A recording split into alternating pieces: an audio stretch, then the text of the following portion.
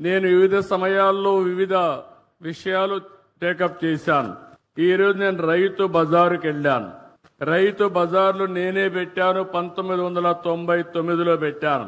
ఆ రోజు ఒక మంచి ఉద్దేశంతో రైతులకు గిట్టుబాటు ధర రావాలి, వినియోగదారులకు నాణ్యమైన తక్కువ ధరకే కూరగాయలు గాని వ్యవసాయ ఉత్పత్తులు ఇవ్వాలని ఆ రోజు ఈ కాన్సెప్ట్ తీసుకొచ్చాం. దీనికోసమే పల్లె వెలుగనే పేరుతో ఆర్టీసీ బస్సులు కూడా తీసుకొచ్చాం.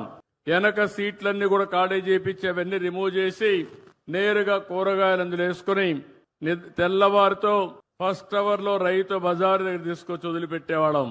దానివల్ల చాలా మంది రైతులు మధ్య దళారులు లేకుండా వాళ్ళంతా వాళ్ళ యొక్క పండించిన పంటలు అమ్ముకునే పరిస్థితికి వచ్చారు. ఇంకో పక్కన ఎవరైతే వినియోగదారులు ఉన్నారో వాళ్ళంతా నేరుగా రైతు బజారుకి వెళ్తే నాణ్యమైనటువంటి సరుకులు దొరికేటివి, ఫ్రెష్ గా వెజిటబుల్స్ ఉండేటివి. అలాంటిది ఆ కాన్సెప్ట్ మీరు చూస్తే ఈ రోజు 125 రైతు బజార్లే మన దగ్గరున్నాయి. కానీ కారణాలు ఏదైనా కావచ్చు గాని కాలక్రమేణా దీనిపైన శ్రద్ధ పెట్టలేకపోయారు.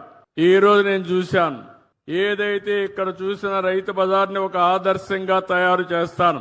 పక్కన భూమి ఉంది, 6 కోట్ల రూపాయలు శాంక్షన్ చేసి 1 సంవత్సరం లోపల అండర్ గ్రౌండ్ పార్కింగ్ కూడా పెట్టి ఒక బెస్ట్ రైతు బజారుగా తయారు చేసే బాధ్యత ఈ ప్రభుత్వం తీసుకుంటామని చెప్పి కూడా మీకు తెలియజేస్తున్నా. ఇప్పుడు సబ్జీ కూలర్లు కూడా వచ్చాయి.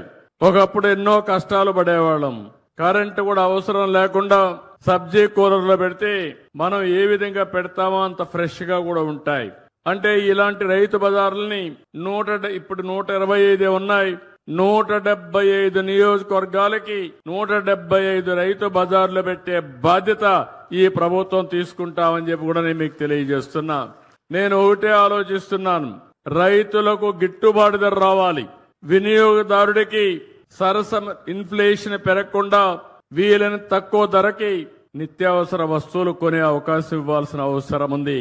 ఇంకా ఒకప్పుడైతే నేను హార్టికల్చర్ డిపార్ట్మెంట్ ద్వారా మొబైల్ రైతు బజార్లు కూడా పెట్టాం. ఇలాంటి వినూత్నమైన కార్యక్రమాలతో ముందుకు పోయి మీ ఇంటి దగ్గరనే కూరగాయలు గాని, ఇప్పుడిప్పుడు నేచురల్ ఫార్మింగ్ వచ్చింది, ఆర్గానిక్ ఫుడ్ కూడా వచ్చే పరిస్థితి వచ్చింది. అవన్నీ కూడా ఏం చేయాలో చేస్తామని చెప్పి కూడా నేను మీకు తెలియజేస్తున్నాను.